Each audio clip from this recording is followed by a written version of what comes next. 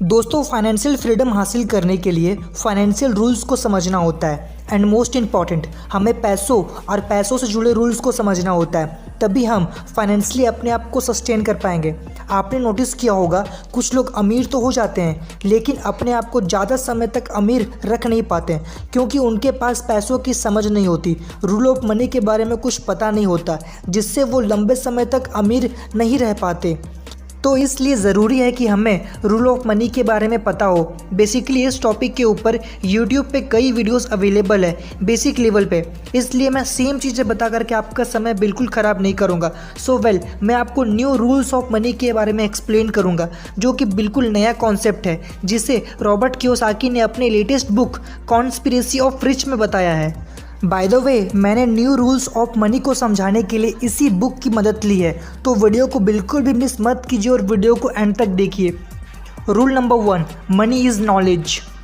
Robert कहते हैं हमें पैसे बनाने के लिए पैसों की ज़रूरत नहीं होती, और ये तब तक जब तक हमारे पास सही नॉलेज है। यानी सिंपली आपको पैसे बनाने के लिए पैसों की नहीं बल्कि सही नॉलेज की ज़रूरत है, और इस चीज़ को स्टॉक मार्केट के ज़रिए बहुत अच्छे से एक्सप्लेन किया जा सकता है। जैसे जनरली हम लोग स्टॉक मार्केट से पैसे बनाने के लिए क्या करते हैं, सिंपली किसी भी एक्सचेंज से स्टॉक को बाई करते हैं और उसकी प्राइस बढ़ने पे हम उसे सेल कर देते हैं और हम प्रॉफिट बना लेते हैं। लेकिन अगर आप यहाँ थोड़ी कॉमन सेंस और एडवांस नॉलेज का यूज़ करते हैं तो आप बिना पैसे लगाए भी प्रॉफिट बना सकते हैं। जैसे मान लीजिए विप्रो की एक शेयर की कीमत है 100 रुपये और आपको लगता है कि इसकी कीमत 100 से 60 पे जाने वाली है, यानी इसका प्राइस गिरने वाला है। तो आपने क्या किया, अपने ब्रोकर से 1000 विप्रो के शेयर्स उधार लिए और 1000 शेयर्स को सेल कर दिए, यानी आपने 100 इंटू 1000 इक्वल टू 1 लाख। आपने 1 लाख रुपए के शेयर्स आपके पास जो थे नहीं, आपने उसे सेल कर दिए। अब विप्रो के शेयर्स 100 से 60 पर आ गए और आपने 60 के भाव पे 1000 शेयर्स फिर से खरीद लिए, यानी आपने टोटल 60,000 रुपये के शेयर्स खरीद लिए। अब वो 1000 शेयर्स जो आपने अपने ब्रोकर से उधार लिए थे वो आपको उससे वापस भी करने हैं। तो आपने जो 60 के भाव पे 1000 शेयर्स लिए, इन शेयर्स को आपने अपने ब्रोकर को वापस कर दिए। ध्यान दीजिए, आपने अपने ब्रोकर से 100 के भाव पे शेयर्स लिए थे और आपने उन्हें वापस किया है 60 के भाव पे, यानी एक शेयर्स पे आपको 40 की बचत हुई है, यानी 1000 शेयर्स पे आपकी बचत 40,000 रुपये की हुई है और ये 40,000 आपका प्रॉफिट है। और इसी प्रोसेस को ट्रेडिंग की दुनिया में शॉर्ट सेलिंग कहते हैं। शॉर्ट सेलिंग एक ऐसा कॉन्सेप्ट है जिसे अगर आपने सीख लिया तो आप बिना पैसे लगाए भी पैसे कमा सकते हो। रॉबर्ट कियोसाकी का जो पहला रूल था वो मनी इज़ नॉलेज, और मनी इज़ नॉलेज का ये बेस्ट एग्जाम्पल था। Rule number 2, learn how to use डेप्ट। दोस्तों, डेप्ट यानी कर्ज 2 तरह के होते हैं, पहला गुड डेप्ट्स एंड दूसरा बैड डेप्ट्स। बैड डेप्ट्स आपकी जेब से पैसे बाहर निकालता है, जबकि गुड डेप्ट्स आपके जेब में पैसे डालता है। और अमीरों का एक बहुत बड़ा सीक्रेट है जो आपको कोई बताता नहीं है, वो ये है कि अमीर लोग अपने डेप्ट का यूज़ करते हैं पैसों को बनाने में, यानी वो अपने डेप्ट्स का यूज़ करते हैं स्टॉक्स में, अपनी कंपनी को डेवलप करने में, और वहाँ से जो रिटर्न आता है वो उनके डेप्ट से यानी उनका कर्ज से कई गुना होता है। इसलिए आपने सुना होगा कि बड़े बड़े बिजनेसमैन हमेशा कर्जे में रहते हैं। वो लोग कई हज़ार करोड़ का, कई 100 करोड़ का लोन ले लेते हैं ताकि वो उन लोन वाले अमाउंट्स का यूज़ कर सके स्टॉक्स प्राइस को बढ़ाने में एंड कई सारी कंपनियों को डेवलप करने में, और वहाँ से जो इनका रिटर्न होता है वो कई गुना होता है।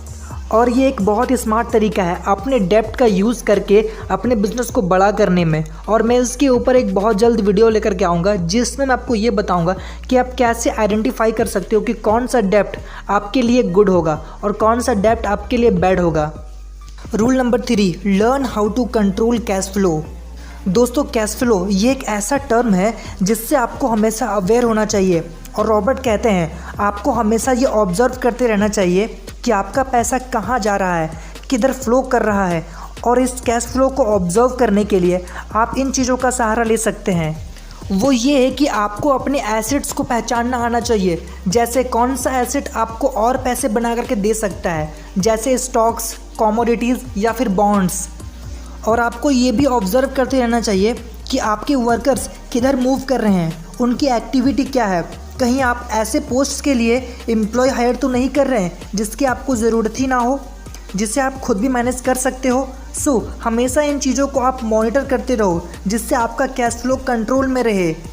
Rule number 4, prepare for bad times and you will only know good times. Robert कहते हैं अगर आप फाइनेंशियल क्राइसिस को डील कर सकते हैं, आप ऐसे टफ टाइम को फाइनेंशियली हैंडल कर सकते हैं, तो आप अपने अच्छे टाइम में हमेशा बहुत प्रॉफिटेबल रहेंगे।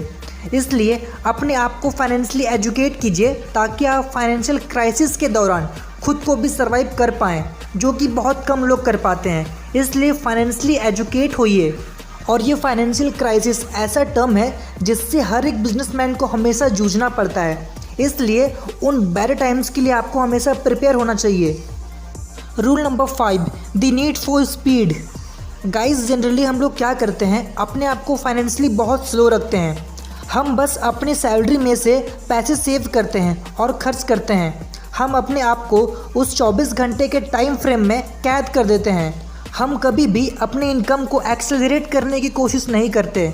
हम बस अपने सिंगल इनकम ऑफ सोर्स पे डिपेंडेंट होते हैं, जो कि नहीं होना चाहिए। अब हमें अपने इनकम में स्पीड लाना चाहिए ताकि हम फाइनेंशियली और फ्रीडम हासिल कर पाएँ। और ये तभी पॉसिबल है जब हम सिंगल इनकम ऑफ सोर्स पे ना डिपेंडेंट हो करके अपने मल्टीपल इनकम ऑफ सोर्स को जनरेट करें। तो रॉबर्ट यही कहते हैं कि आप अपने इनकम जो आपका कहीं से आ रहा है, आप उसको सेव करते हुए आप अपने इनकम में स्पीडी लाओ। और ये हो सकता है इन्वेस्टमेंट के ज़रिए, जो आपकी मदद करेगी मल्टीपल सोर्स ऑफ इनकम को जनरेट करने में। Rule number 6, learn the language of money.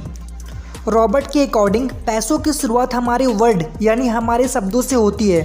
हमारे सोचने के तरीके, हमारी बिहेवियर और हमारे बिहेवियर के अकॉर्डिंग जो रिस्पॉन्सेस होती है, वही ये तय करती है कि हमारी रिज़ल्ट क्या होगी। और रिज़ल्ट चेंज करने के लिए हमें अपने सोचने के तरीके को बदलना होगा। और अमीर लोग बिल्कुल अलग तरीके से सोचते हैं किसी एवरेज इंसान के मुकाबले।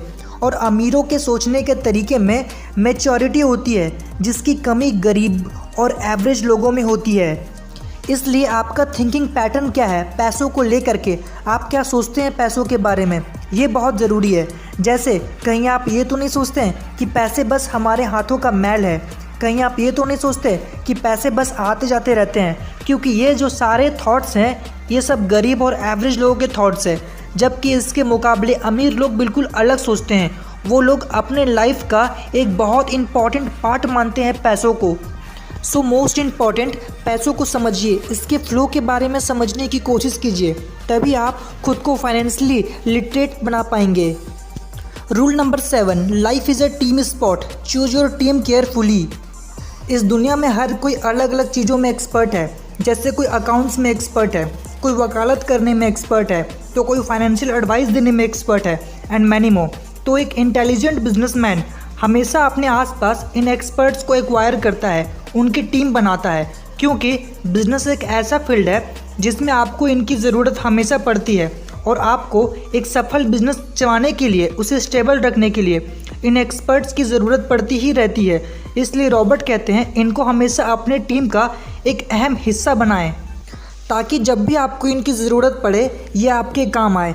इसलिए एक स्ट्रॉन्ग टीम को आप बिल्ड करें, हर एक एक्सपर्ट्स को अपने टीम में हायर करने की कोशिश करें, ताकि आप एक स्ट्रॉन्ग बिजनेस को स्टेबल रख पाएँ। Rule number 8, since money is becoming worthless, learn to print your own.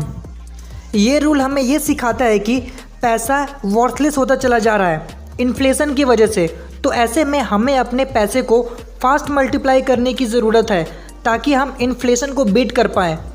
Simply हमें अपने पैसों को ग्रो करने की ज़रूरत है। जैसे बैंक लोगों को लोन दे करके उनसे इंटरेस्ट के ज़रिए अपने पैसे को कई गुना बढ़ाता है, और आपको भी ऐसा ही कॉन्सेप्ट क्रिएट करना चाहिए, जिससे कि आप दूसरों के पैसों को इन्वेस्ट करके प्रॉफिट बना पाएँ।